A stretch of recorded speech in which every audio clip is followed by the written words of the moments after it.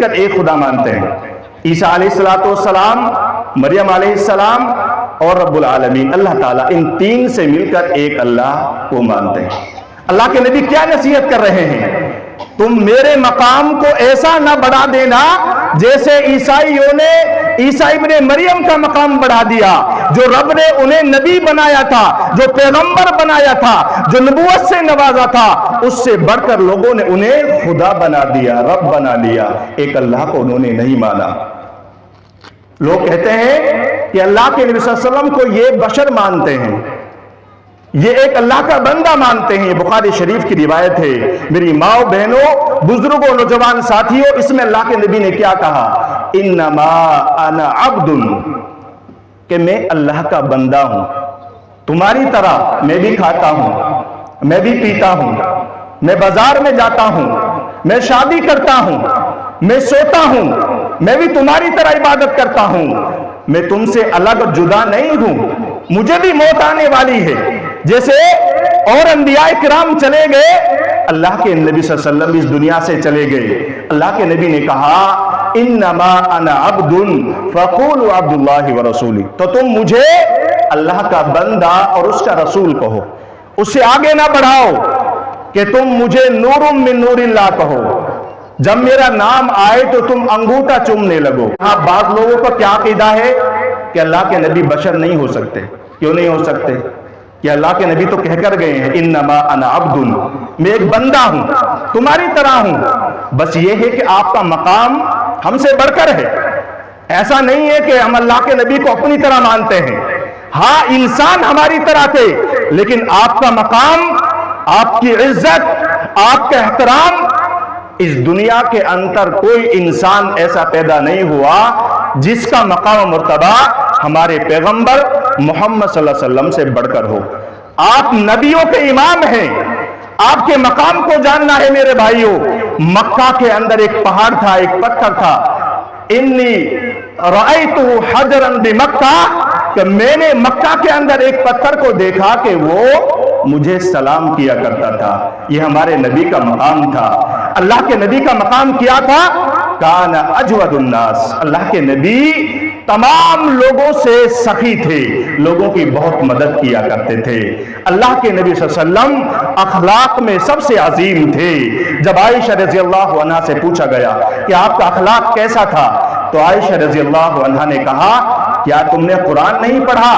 اللہ کے نبی صلی اللہ علیہ وسلم کا اخلاق قرآن میں موجود ہے. جیسا قرآن ہمیں تعلیم دیتا ہے، اللہ کے نبی کا اخلاق ہے. اللہ کے نبی صلی اللہ علیہ وسلم اتنے باحیا کہ آپ نئی نویلی دلہن سے زیادہ شرمایا کرتے تھے، حیا کرتے تھے. یہ نبی کا مقام تھا. اللہ کے نبی کے اندر جو خوشبو پھوٹتی تھی وہ اتنی عظیم خوشبو تھی. حدیث کے اندر موجود ہے کہ ایسی خوشبو کسی دوسرے انسان کے اندر نہیں دیکھی گئی. یہ نبی کا مقام تھا میرے بھائیوں. لیکن جو لوگ کہتے ہیں کہ یہ نبی کے احترام نہیں کرتے، عزت نہیں کرتے، نعوذ باللہ، استغفر اللہ. ہم سے بڑھ کر میرے بھائیوں پیغمبر محمد صلی اللہ علیہ وسلم کی عزت کوئی نہیں کر سکتا. ہم دین کو ایسے ہی مانتے ہیں جیسے آخری نبی صلی اللہ علیہ وسلم نے وحی کے ذریعے دین ہم تک پہنچایا ہے. ہم غوث اعظم اللہ کے نبی کو نہیں مانتے. ہم اللہ کے نبی کو نور من نور اللہ نہیں مانتے کہ اللہ کے نبی تو ایک نور تھے. ہم یہ نہیں کہتے کہ اللہ کے نبی پردہ کر گئے ہیں. نہیں، قرآن کہتا ہے انک میت وانہم میتون، آپ بھی مر جائیں گے جیسا کہ آپ سے پہلے لوگ اس دنیا سے چلے گئے. ہم اس لیے کہتے ہیں کہ اللہ کے نبی کا انتقال ہو گیا، آپ پردہ نہیں کر گئے، اب ہماری طرح تھے. تو میرے بھائیوں، اگر ہماری ماں بہنوں کے اندر، ہمارے بھائیوں کے اندر یہ سوال ہے ان کے ذہنوں کے اندر کہ یہ لوگ نبی کا احترام نہیں کرتے، میرے بھائیوں ہم تو نبی کا احترام اتنا کرتے ہیں جہاں نبی کی ایک حدیث ملتی ہے وہاں ہم اسٹاپ کر دیتے ہیں. اب ہمیں کسی امام کی ضرورت نہیں، ہمارا امام ہمیں مل گیا. اس دنیا کا سب سے عظیم امام، سب سے بڑا امام کون ہے؟ پیارے نبی मोहम्मद सल्लल्लाहु अलैहि वसल्लम। और कुरान में रब ने ऐलान कर दिया, वमा आताकुमुर रसूल फखुदू वमा नहाकुम अन्हु फंतहू, कि जो नबी तुम्हें दे दे उसे ले लो और जिससे तुम्हें रोक दे उससे रुक जाओ। यही तो नबी से मोहब्बत का तकाजा है। मोहब्बत ये नहीं कि जब हम अल्लाह के नबी की कब्र पर पहुंचे, हम मदीना तशरीफ लेकर के जाएं। अल्लाह आप सबको तौफीक दे, अल्लाह आपको हाजी बनाए, आपको नमाजी बनाए, आपको मुसलमान बनाए। मेरे भाइयों, वहां लोग जाते हैं, अल्लाह के नबी की कब्र के पास पहुंचने के बाद लोग दुआएं करते हैं। कोई सजदा कर रहा है, अल्लाह के नबी सल्लल्लाहु अलैहि वसल्लम की कब्र के पास पहुंचने के बाद अल्लाह के नबी ने हदीस में कहा, आपका आखिरी वक्त था, आपने कहा ला तजअलू कब्री वतनन, के मुसलमानों सुन लो कान खोलकर, तुम मेरे मकाम को, मेरी इज्जत इतनी ज्यादा ना करना यहां तक कि तुम मेरी कब्र को सजदागाह मत बना लेना, बुत ना बना देना कि तुम मेरी कब्र को सजदा करने लगो। इस चीज से मुझे दूर रखना। मैं तुम्हारा नबी हूं, तुम्हारा पैगंबर हूं, लेकिन इतना मुझे मकाम नहीं देना कि तुम मेरा मकाम अल्लाह से मिला दो। लोग 12 रबीउल आता है, हमारे बहुत से भाई हैं, वो हमारे ही भाई हैं, अलग नहीं हैं। वो भी उसी नबी को मानते हैं जिसको हम मानते हैं, वो भी उसी काबा को मानते हैं जिसको आप मानते हो।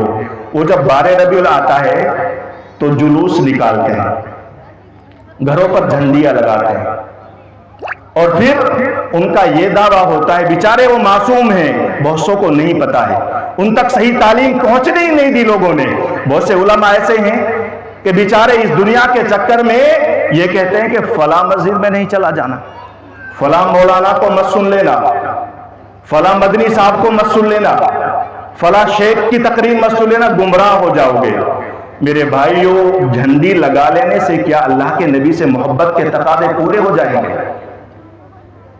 हम मज़ारों पे जाते हैं, हम नक्शो तावीज़ करते हैं, हम दीन को उस तरीके से नहीं मानते जैसे अल्लाह के नबी ने बताया है, फिर हम अल्लाह के नबी से मोहब्बत का दावा करें। तो नौजवान भाइयों, माओ बहनों, बताओ अल्लाह के नबी से मोहब्बत का दावा पूरा हो सकता है?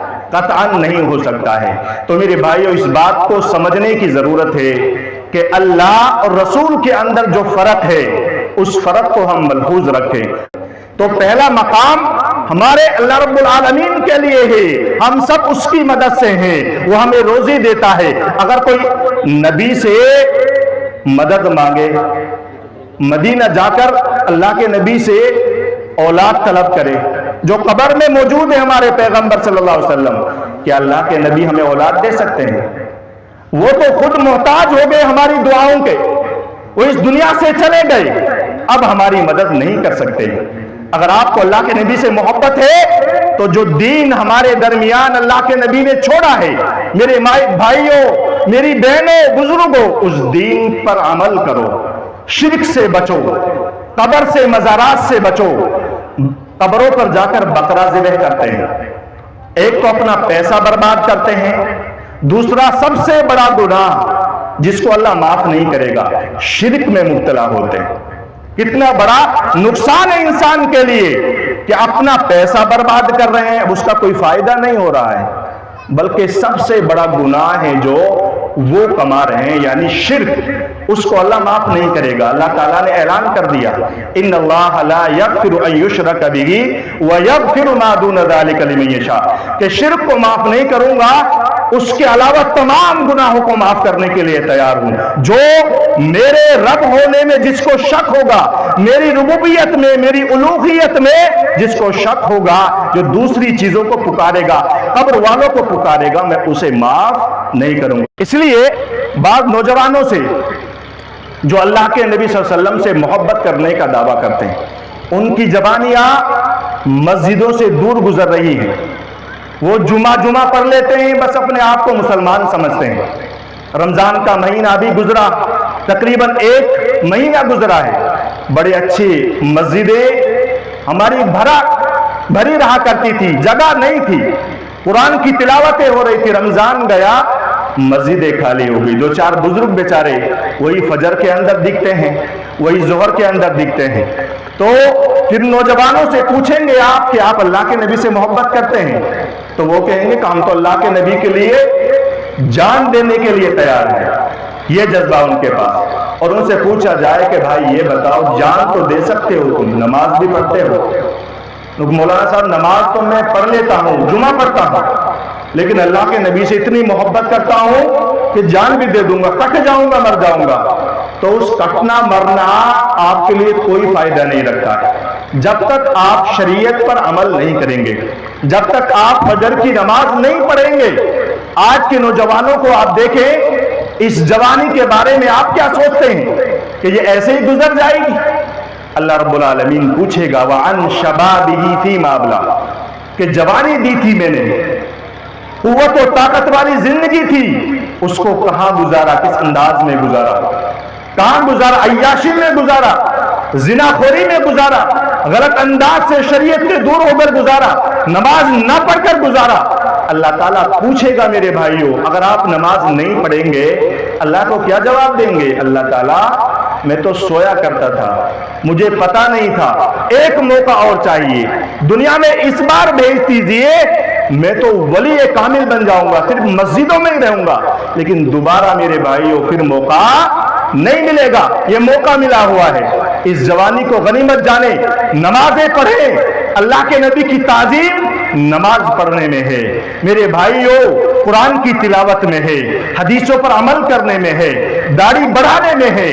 آج کے نوجوانوں کو آپ دیکھیں، مختلف انداز کی کٹنگ کراتے ہیں، ایسا لگتا ہے جیسا گدھے جا رہے ہیں۔ واللہ آپ دیکھیے، یہاں سے چھوٹے بال کرا رکھے ہیں، اوپر سے لگتا ہے جیسے گدھے کی دم ہوتی ہے، اس پر کچھ بڑے بال ہوتے ہیں اور کچھ چھوٹے ہوتے ہیں، ایسا لگتا ہے۔ جب ان سے پوچھا جائے کہ نوجوان بھائی مسلمان ہے تو یہ کٹنگ کیوں کراتا ہے؟ بس ایسے ہی مولانا کرا لیتے ہیں، لوگ کراتے ہیں۔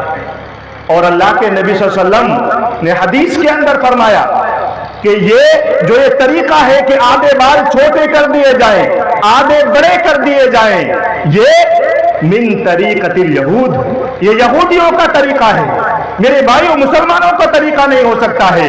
اور آج کا نوجوان کہتا ہے کہ میں اللہ کے نبی سے محبت کرتا ہوں، نہ ہمارے بال نبی صلی اللہ علیہ وسلم کے مطابق، نہ ہماری چال محبت صلی اللہ علیہ وسلم کے مطابق، نہ ہماری نمازیں، نہ ہماری زندگیاں، نہ ہماری فجر کی نماز۔ میرے بھائیوں پھر ہم اللہ کے نبی سے کہاں محبت کرتے ہیں؟ ہم کہاں محبت کے تقاضے پورے کر رہے ہیں؟ اسی طریقے سے میرے بھائیوں، یہ جوانی ہے، ایک بار آتی ہے، اس کے بعد دوبارہ نہیں آئے گی۔ اللہ اس کے بارے میں مرد حضرات سے بھی پوچھے گا اور خواتین حضرات سے بھی پوچھے گا۔ خواتین حضرات، اتباع رسول محبت صلی اللہ علیہ وسلم سے محبت کے تقاضے کیا ہیں؟ اللہ کے نبی صلی اللہ علیہ وسلم نے کہا نساء کاسیات عاریات ممیلات مائلات، کہ بعض عورتیں ایسی ہوں گی، ایسا وقت آئے گا، زمانہ آئے گا کہ وہ کپڑا پہنی ہوئی ہوں گی لیکن ننگی نظر آئیں گی۔ کپڑا پہن رکھا ہے لیکن میرے بھائیوں، جو جسم کے اندر جو اللہ نے ہمارے لیے جسم دیا ہے، ایک خاتون کے لیے، ایک ماں کے لیے، ایک بہن کے لیے جسم دیا ہے، اس کا ہر عضو کپڑے کے اندر نظر آ رہا ہے۔ اللہ کے نبی نے کہا تھا ایک وقت آئے گا وہ کہیں گی کہ ہم مسلمان ہیں، ہم اللہ کے نبی سے محبت کرتی ہیں، ہم خدیجہ سے محبت کرتی ہیں، ہم عائشہ بننا چاہتی ہیں، ہم فاطمہ بننا چاہتی ہیں، لیکن وہ کپڑا پہن کر بھی ننگی نظر آئیں گی۔ ایسا ہو رہا کہ نہیں ہو رہا ہے؟ آج ہماری مائیں بہنیں بہت سی، جن کو یا تو شریعت کا علم نہیں ہے یا علم ہے بیچاریوں کو، اس دنیا کے چکر میں اپنی دنیا آخرت تباہ کر رہی ہے۔ اللہ کے نبی نے کہا زمانہ آئے گا کپڑا پہن کر ننگی نظر آئیں گی، مائلات ممیلات، خود دوسروں کو اپنی طرف مائل کریں گی اور دوسروں کی طرف مائل ہو جائیں گی، ایسا زمانہ آئے گا۔ اور اس کے بعد اللہ کے نبی صلی اللہ علیہ وسلم نے کہا کہ ان کے کوہان، ان کے جو سر کے بال ہیں وہ اونٹ کے کوہان کی طرح اٹھے ہوئے نظر آئیں گے۔ آج بال دیکھیں، ہماری بہنوں کے بال دیکھیں، کسی نے بال کہیں باندھ رکھے ہیں، کسی نے ادھر باندھ رکھے ہیں، کسی نے ادھر بہت بڑا اونٹ کے کوہان کی طرح بنا رکھا ہے۔ اللہ کے نبی نے کہا ہے کہ زمانہ آئے گا، میں بتا کر جا رہا ہوں۔ اس کے بعد اللہ کے نبی صلی اللہ علیہ وسلم نے آخر میں کہا ایسی عورتیں لم يدخلن الجنہ، جنت کے اندر داخل نہیں ہوں گی۔ یہاں تک کہا ایسی عورتیں جنت میں داخل ہونا تو دور کی باتیں، وہ جنت کی خوشبو تک نہیں پائیں گی، جبکہ جنت کی خوشبو تو بہت سی خواتین کو مل رہی ہوگی، لیکن جو پردہ نہیں کرتی ہیں، جو اپنے ہسبینڈ کی بات نہیں مانتی ہیں، جو گھر کے اندر باحیا طریقے سے نہیں رہتی ہیں، جو میک اپ کر کے باہر نکلتی ہیں، جو ایسا لباس پہنتی ہیں کہ ان کے اندر ان کا جسم نظر آتا ہے، میری ماں یاد رکھو اس حدیث کو، مسلم شریف کی روایت ہے، یہ مسلم شریف کی حدیث ہے، آپ کو جنت نہیں ملے گی۔ اگر آپ کو جنت چاہیے باپردہ بن جائیے، دین کی طرف آ جائیے، نمازی بن جائیے۔ اللہ کے نبی صلی اللہ علیہ وسلم کا انتقال ہوتا ہے، اللہ کے نبی دو نصیحت کر کے جاتے ہیں۔ کیا نصیحت کرتے ہیں؟ کہ ان خواتین حضرات کا، جو مسلم خواتین ہیں، ان کا خیال رکھنا، ان پر ظلم نہیں ہونے دینا، ان کو گھر کی ملکہ بنا کر رکھنا، ان کو پردے میں رکھنا۔ اور دوسری نصیحت کہ نماز پڑھتے رہنا۔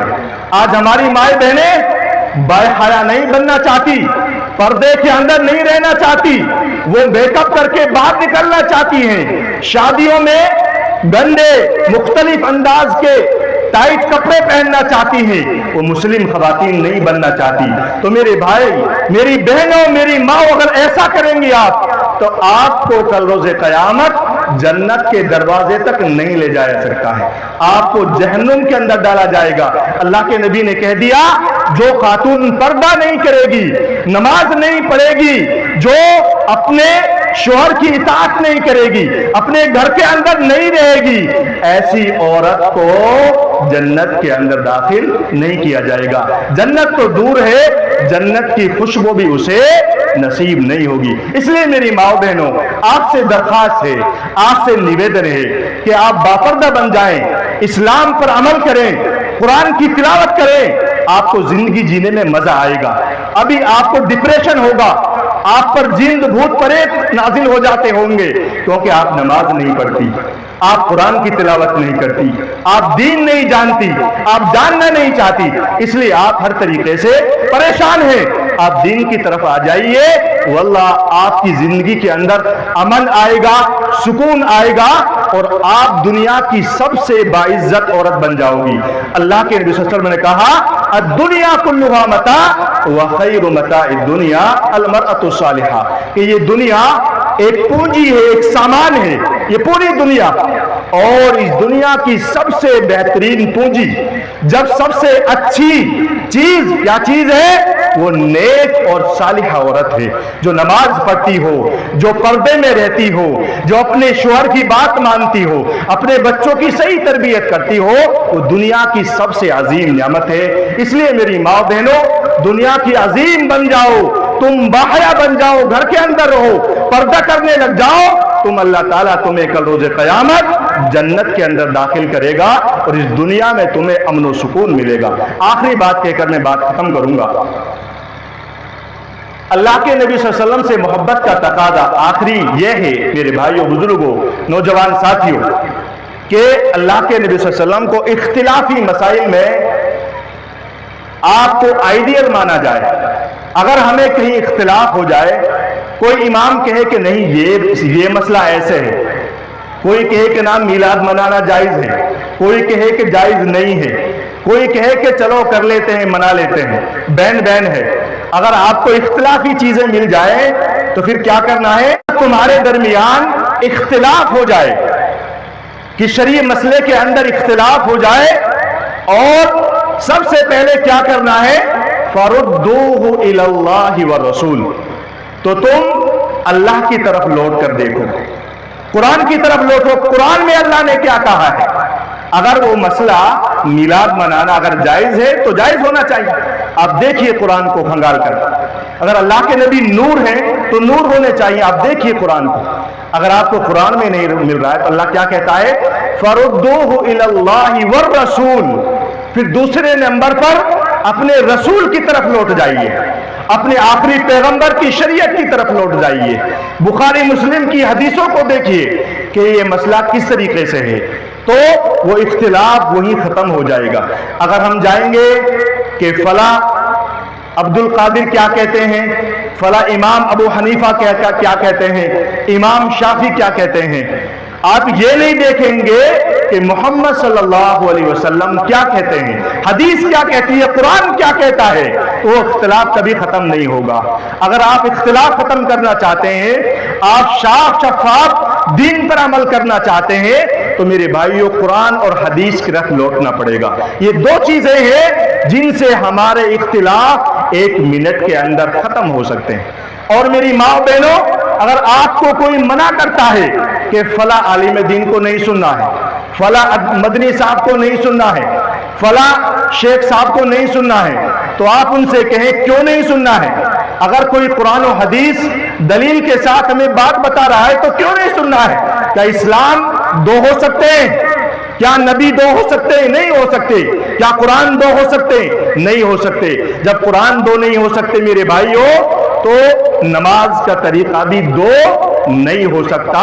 اسلام ایک ہے، دلیل ایک ہے، قرآن ایک ہے، کعبہ ایک ہے، ہمارا رب ایک ہے۔ اسلام کے تمام میرے بھائیوں جو اہم مسائل ہیں وہ ایک ہیں۔